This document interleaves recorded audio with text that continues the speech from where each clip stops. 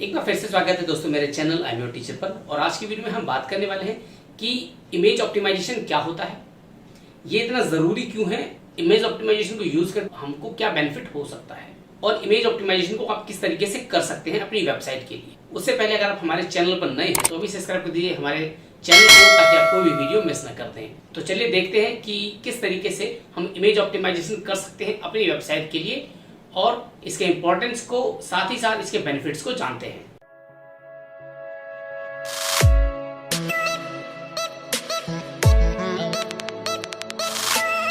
तो चलिए दोस्तों देखते हैं कि हम इमेज ऑप्टिमाइजेशन किस तरीके से करेंगे अपनी वेबसाइट के लिए। उससे पहले मैं आपको बता दूं कि हम अपनी ऑन पेज एसईओ की जो सीरीज है उसको कंप्लीट कर रहे हैं। तो उसमें हम अभी जो कवर कर रहे हैं वो पार्ट कवर कर रहे हैं इमेज ऑप्टिमाइजेशन का। तो सबसे पहले हम ये समझते हैं कि इमेज ऑप्टिमाइजेशन होता क्या। इमेज ऑप्टिमाइजेशन किसी भी इमेज के कुछ ऐसे पैरामीटर्स को चेंज करना, जैसे कि उसके टाइप्स, किस टाइप का इमेज है, उसकी इमेज की जो क्वालिटी है उसको चेंज करना या उसके साइज को चेंज करना, जिससे हम अपनी वेबसाइट पर कुछ इंप्रूवमेंट कर सके। इमेज को इस तरीके से ऑप्टिमाइज करें, चाहे वो उसके साइज से रिलेटेड हो, क्वालिटी से रिलेटेड हो या उसकी टाइप से रिलेटेड हो, इन सब को इम्प्रूव करके हम इमेज ऑप्टिमाइजेशन को अचीव करते हैं। अब हम ये समझ लेते हैं कि इमेज ऑप्टिमाइजेशन इतना ज़रूरी क्यों है या इसका इतना इंपॉर्टेंस क्यों है। अगर आपकी इमेज सही तरीके से ऑप्टिमाइज नहीं है तो उससे आपकी वेबसाइट की स्पीड स्लो हो जाएगी। इससे आप अपनी ऑडियंस को खो सकते हैं, क्योंकि जब आपकी वेबसाइट ही काफ़ी स्लो होगी तो उस पर कोई भी यूज़र ज़्यादा देर तक रुकना पसंद नहीं करेगा। अब हम देख लेते हैं कि इमेज ऑप्टिमाइजेशन को करके आपको क्या बेनिफिट होने वाला है या इमेज ऑप्टिमाइजेशन के क्या क्या बेनिफिट्स होते हैं। तो सबसे पहला जो बेनिफिट है वो ये है कि आपकी जो इमेज है वो गूगल पे रैंक कर सकती है।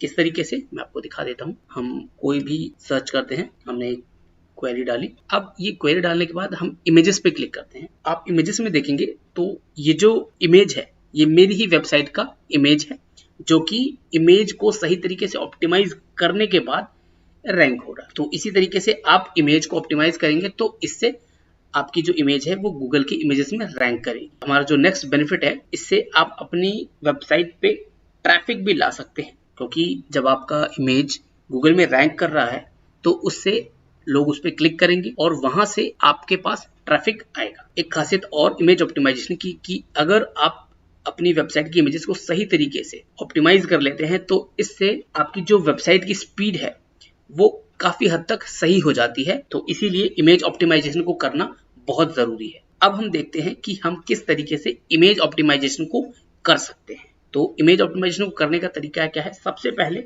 तो आपको, आप जो भी ब्लॉग लिख रहे हैं उस ब्लॉग से रिलेटेड आपको इमेजेस देखनी है कि उस ब्लॉग में या जो भी आप कंटेंट लिख रहे हैं उस कंटेंट में आप किस तरीके की इमेजेस यूज कर सकते हैं।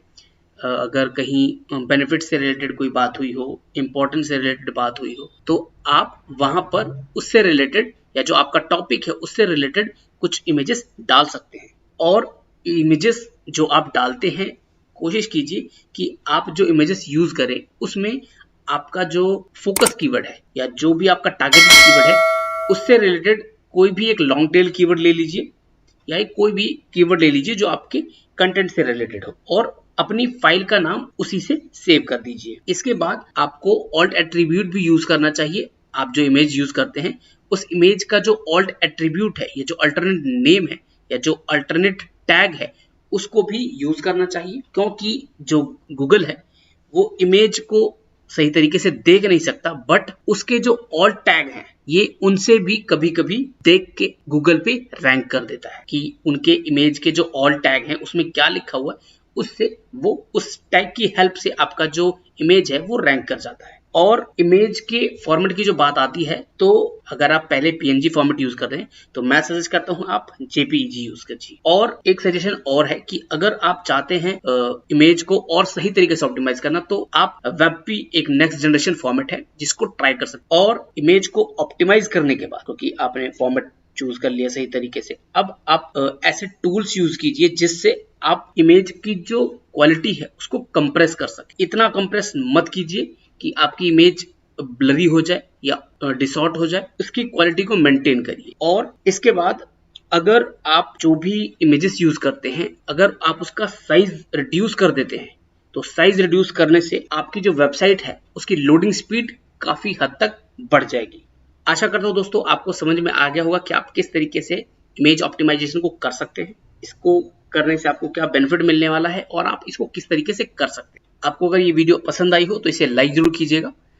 किसी पार्ट पे अगर आपको कोई परेशानी हुई हो तो आप उसके लिए हमें कमेंट कर सकते हैं। और अब तक अगर आपने हमारे चैनल को सब्सक्राइब नहीं किया है तो अभी सब्सक्राइब कर दीजिए और साथ ही नोटिफिकेशन बेल को दबा दीजिए ताकि आप कोई भी वीडियो मिस न कर दें। एक बार फिर मिलते हैं दोस्तों किसी और वीडियो के साथ, तब तक के लिए धन्यवाद।